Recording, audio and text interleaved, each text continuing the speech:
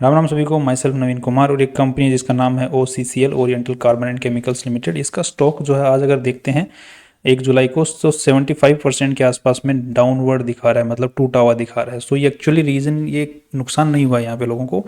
OCCL के ये जो कंपनी है ओरिएंटल कार्बन, इससे एक दूसरी कंपनी अलग हुई है, इसकी एक सब्सिडरी जिसका नाम ही शॉर्ट में OCCL ही है।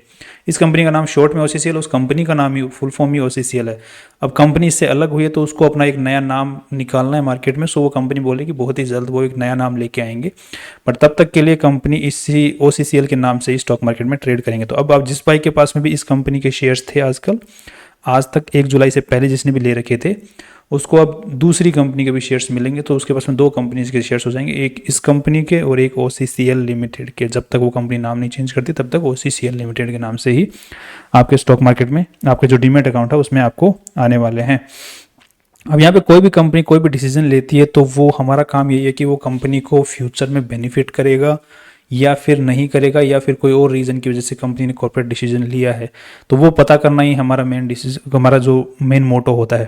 तो यहाँ पर मुझे पर्टिकुलरली लगता है बेसिकली कि ये कंपनी को बहुत ज़्यादा पॉजिटिवली इफेक्ट करने वाला है ये वाला डिसीजन। क्यों? इसके पीछे रीज़न ये है कि ये काफ़ी पुरानी कंपनी है, 1978 की कंपनी है, और ये एक्चुअली एक केमिकल बनाती है जो कि टायर के अंदर में मैन्युफैक्चरिंग में काम आता है, और ऑल ओवर वर्ल्ड ये उस केमिकल का सप्लाई करती है। बहुत बढ़िया यूनिट्स इनके पास में है, और जो मैन्युफैक्चरिंग यूनिट्स हैं ये इनके द्वारा काफ़ी मैन्युफैक्चरिंग यूनिट्स जो फैक्ट्रीज ओन्ड है इनके द्वारा, काफ़ी बहुत ही पहले खरीदी हुई यूनिट्स इनके पास में है, और इनके पास में क्लाइंट बेस भी बहुत अच्छा है आज के दिन में।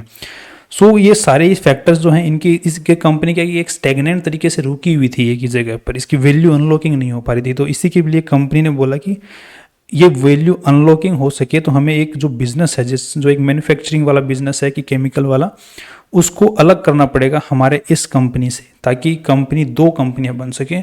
और 2 कंपनियां बन सकेंगे तो जो इन्वेस्टर लोग हैं हमारी कंपनी को एक घसड़ पसड़ कंपनी ना समझ के एक अलग अलग, जिस बिजनेस में भी इन्वेस्टर को ज़्यादा वो लगता है फिजिबिलिटी दिखती है, उसमें इन्वेस्टमेंट कर सके, ताकि पूरे बिजनेस की अनलॉकिंग हो सके। सो आई थिंक ये बहुत ही स्मार्ट डिसीजन होने वाला है कंपनी की साइड से, और अभी इसको अप्रूवल मिल चुका है, उसके बाद में ही यहाँ पर का जो स्टॉक है वो अलग हो चुका है।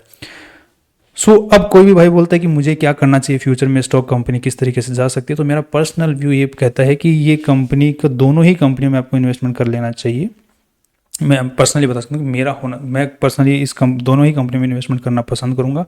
अब ये जो कंपनी है ओरिएंटल कार्बन केमिकल लिमिटेड, अब इसका काम मेनली यही बचेगा कि ये ट्रेडिंग करेगी, वो केमिकल का अपनी सब्सिडरी से खरीदे, जो कंपनी से अलग हुई उससे खरीदेगी, बेचेगी, वो दूसरों से खरीदेगी, दूसरे कस्टमर्स को बेचेगी। तो इसका काम ट्रेडिंग का मेनली रहने वाला है।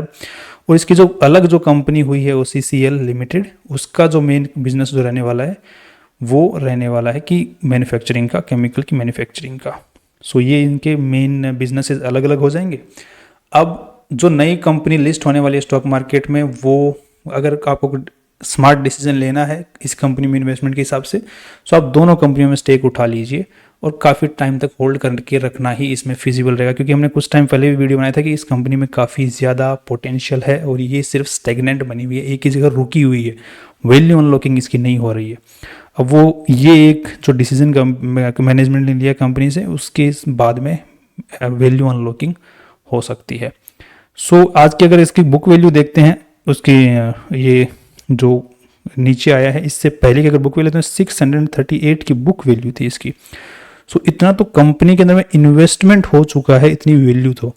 अब यहाँ पे जो प्रीमियम चलता चाहिए, प्रीमियम इस कंपनी का अभी तक चल ही नहीं रहा है। अब इसके अंदर में प्रीमियम चलने वाला है। उसके हिसाब से कंपनी रेगुलरली एक तो डिविडेंड देती है। अगर यहाँ पे आप देख रहे हो 6.73, ये तो 200 के हिसाब से आ रहा है, बट ये यूजुअली 2% के आसपास में डिविडेंड दे रही है। और इसके अलावा कंपनी का बिजनेस अच्छा खासा चल रहा है, ठीक ठाक चल रहा है। अभी रिसेंट का डेटा कुछ नेगेटिव पॉइंट्स भी इस कंपनी के अंदर में है, जैसे कि अभी रिसेंट जो डेटा है उसके हिसाब से इसका पिछले साल के मुकाबले सेल कम हुई है, बट नेट प्रॉफिट्स में ज़्यादा कुछ असर खास देखने को नहीं मिला है। साथ में अगर इंटरेस्ट देखते हैं तो इंटरेस्ट इस कंपनी ने पे कम किया, इसका मतलब लोन भी कम कर दिया है कंपनी ने अपना।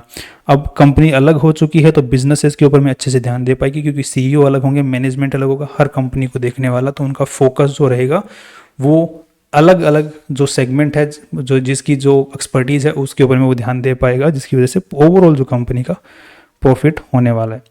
अब यहाँ पर कंपनी के अगर हम RH पुराना जो एनुअल रिपोर्ट देखते हैं उसके हिसाब से भी देखा जा सकता है कंपनी के और भी बहुत अच्छे अच्छे इन्वेस्टमेंट्स यहाँ पर हो रखे हैं। अगर आप यहाँ पे देखते हैं तो कंपनी की एक डनकन इंजीनियरिंग नाम से कंपनी जिसके अंदर कंपनी का 150 करोड़ की वैल्यू तो वहाँ पड़ी हुई है आज के शेयर प्राइस के हिसाब से।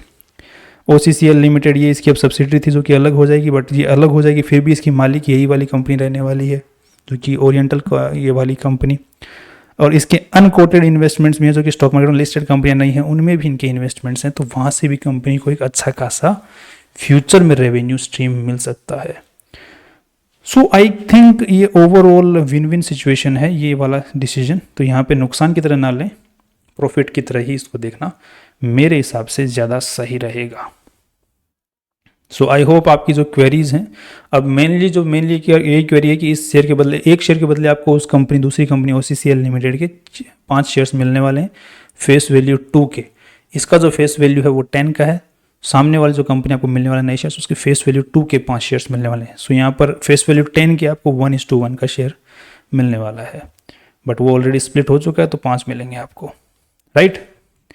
और दूसरा जो मेन जो सवाल ये है कि फ्यूचर में किस तरीके से जा सकते हैं। फ्यूचर में मेरा पॉजिटिव व्यू है इस कंपनी को लेकर काफ़ी ठीक।